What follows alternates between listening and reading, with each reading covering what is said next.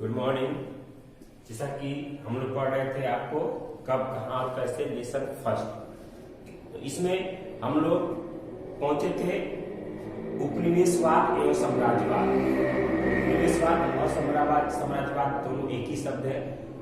क्या जब किसी एक देश द्वारा दूसरे देश पर उसके राजनीतिक, आर्थिक, सामाजिक सभी क्षेत्रों पर अपना अधिकार जमाता है या अपना अधिकार करता है और उस पर शासन चलाता है, तो उस प्रक्रिया को हम उपनिवेशवाद कहते हैं और साम्राज्यवाद कहते हैं। जैसा कि हम जानते हैं, जब 18वीं शताब्दी में औद्योगिकरण की शुरुआत हो गई, यानी अब सामानों का उत्पादन हाथ से न होकर मशीनों के द्वारा होने लगा, तो उस प्रक्रिया में बहुत ज्यादा उत्पादन होने लगा। तब उस उत्पादन को खपत करने के लिए एक बहुत बड़े बाजार की जरूरत थी और उसी बाजार की खोज में सभी लोग दूसरे देश में व्यापार करने के लिए निकले और धीरे धीरे व्यापार करते करते उन्होंने उस देश पर अपना साम्राज्यवाद स्थापित किया, अपना उपनिवेश स्थापित किया और उस पर धीरे धीरे वो शासन करने लगे। हमारा देश भी उससे छूटा नहीं रहा। अंग्रेज भी हमारे यहाँ आए व्यापार करने के लिए और धीरे धीरे यहाँ पर सभी लोगों को उन्होंने अपने दिमाग से हराकर, लड़ाकर आपस में, और उन्होंने अपना यहाँ पर एक साम्राज्य स्थापित किया और धीरे धीरे यहाँ पर वो लोग शासन करने लगे। इसके बारे में हम आगे के लेसन में विस्तृत चर्चा करेंगे कि अंग्रेजों ने किस प्रकार हमारा शोषण किया, किस तरह लूटा हमें। लेकिन अभी ये है आपको कि किस तरह उन्होंने हमारे ऊपर उपनिवेश कायम किया, साम्राज्यवाद कायम किया, हमारे ऊपर शासन किया। और उस युग को हम औपनिवेशिक युग के नाम से जानते हैं, यानी उपनिवेशिक युग के नाम से जानते हैं। इसमें दो बहुत बड़े परिवर्तन हुए इस काल में, एक अमेरिकी और दूसरा फ्रांसीसी क्रांति। क्योंकि जब व्यापार करने लोग गए यूरोप के लोग, तो वो लोग अमेरिका में भी गए, तो अमेरिका में भी वो लोग व्यापार करने के साथ साथ वहां पर उन्होंने अपना अधिकार जमा लिया, शासन करने लगे। लेकिन धीरे धीरे वहां के लोगों ने उनके खिलाफ आंदोलन छेड़ दिया, आंदोलन कर दिया और उस आंदोलन में वो लोग विजयी हुए और वहां पर एक स्वतंत्रता संग्राम की शुरुआत हुई। और धीरे धीरे जब वो लोग स्वतंत्र हुए तो वहां पर एक गणराज्य सरकार की स्थापना उन्होंने की। ठीक उसी तरह फ्रांस में वहां की जो जनता थी वो अपने शासक के खिलाफ, अपने जो तानाशाह शासक थे उसकी कमियों के कारण उन्होंने वहां पर आंदोलन शुरू किया और अपने शासक के जो भी दुर्गुण थे उसके खिलाफ अपने को शोषित होकर उन्होंने उनके खिलाफ आंदोलन किया और धीरे धीरे वहां पर गद्दी पर से उनको हटाकर और एक गणराज्य सरकार की स्थापना की और तब जाके वहां पर गणराज्य सरकार की स्थापना हुई। इससे ये बात यहीं तक नहीं रुकी। उसके बाद ये सारी जो दो घटनाएं थी वो पूरे विश्व में फैल गई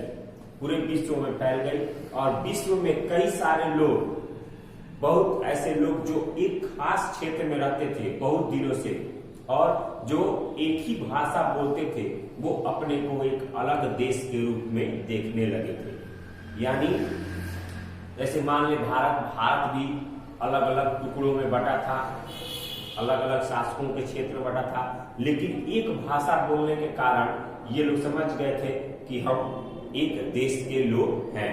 उसी तरह अन्य देशों में भी ये बातें थी, जो बहुत दिनों से लोग रहते थे और एक तरह की भाषा बोलते थे किसी खास क्षेत्र में, उन्होंने समझ लिया कि हम एक हैं और उन्होंने भी वहां पर आंदोलन करना शुरू कर दिया। अब आधुनिक काल और हमारा देश। आधुनिक काल कब से जाना जाता है? 1850 के बाद से जो काल है वो आधुनिक काल के नाम से जाना जाता है।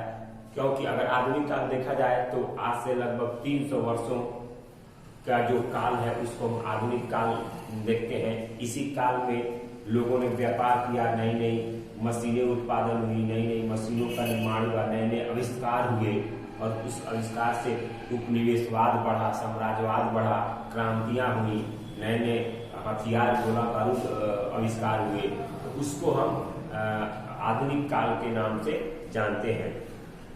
और हमारे ऊपर भी अंग्रेजों ने इसी काल में अपना उपनिवेशवाद कायम किया, अपना साम्राज्यवाद कायम किया। और अंग्रेजों ने हमारे पूरे कालखंड को, अंग्रेज जब हमारे यहाँ शासन करने आए थे तो उन्हें पूरे कालखंड को 3 भागों में विभाजित किया था, एक हिंदू मुस्लिम और एक ब्रिटिश। यानी हमको वो लोग हिंदू मुस्लिम कहते थे और अपने को वो लोग ब्रिटिश कहते थे, ईसाई नहीं कहते थे, क्योंकि वो ये जताना चाहते थे कि हम लोग श्रेष्ठ हैं। जेम्स मिल जो थे उन्होंने एशियाई देश के प्रगति और सभ्यता के मामले में यूरोप से काफी पीछे माना था। यानी उनका लगता था कि एशियाई जो देश है वो यूरोप से काफी पीछे है सभ्यता और विकास के मामले में। उसी तरह 1917 ईस्वी में स्कॉटलैंड के इतिहासकार जो जेम्स मिल थे उन्होंने 3 भागों में इसको विभाजित किया था, हिंदू मुस्लिम काल और ब्रिटिश काल। जबकि अगर देखा जाए तो वो ईसाई होगा, नहीं तो हिंदू मुस्लिम काल कोई मायने नहीं देता है। काल हम प्राचीन काल, मध्यकाल, आधुनिक काल में बांट सकते हैं, लेकिन उन्होंने अपने आप को बढ़िया कहने और अपने आप को श्रेष्ठ बनाने के लिए उन्होंने, अंग्रेजों ने यहाँ पर 3 काल में यानी हिंदू मुस्लिम काल और ब्रिटिश काल में उन्होंने बांटा था। यानी उनको लगता था कि भारत के लोग काफी विकास में पीछे हैं, सभ्यता में काफी पीछे हैं, ज्ञान में काफी पीछे हैं, और यहाँ पर जो हिंदू मुस्लिम नवाबों का, तानाशाहों का यहाँ पर राज्य है, और इनकी अच्छाई तब ये अच्छा इनके साथ तभी हो सकता है जब अंग्रेजों का, ब्रिटिश सरकार का यहाँ पर राज कायम हो, ब्रिटिश सरकार का यहाँ उपनिवेश कायम हो, तभी इन सब से इनको छुटकारा मिल सकता है और देश प्रगति कर सकता है। हालांकि अंग्रेजों के बाद आने के बाद यहाँ पर नए शासन, अंग्रेजी में यहाँ पर विकास हुआ, बहुत सारे विकास हुए यहाँ पर, और धीरे धीरे उन्हीं के आंदोलनों के द्वारा भारत एक गणराज्य के रूप में स्थापित हो सका। इसको हम अगले आपको चैप्टर में पढ़ेंगे। उसके बाद आपको है अंग्रेजों के द्वारा भारत में बहुत सारी ऐसी विकास की गई और बहुत सारे नवाब जो थे तानाशाहों पर, उन्होंने उनको हटाकर अपना राज्य, अपना शासन, अपना उपनिवेश उन्होंने धीरे धीरे कायम करते करते पूरे 200 वर्षों तक भारत में उन्होंने अपना उपनिवेश कायम रखा, अपना शासन कायम रखा। लेकिन जैसे जैसे विश्व के देशों में आंदोलनें शुरू हो गई, उसी प्रकार उसी को देखकर हमारे देश में भी वो आंदोलन शुरू हो गए, और अंततः 1947 में हमको उनसे आजादी मिली और तब हमारा भारत एक गणराज्य के रूप में स्थापित हो सका।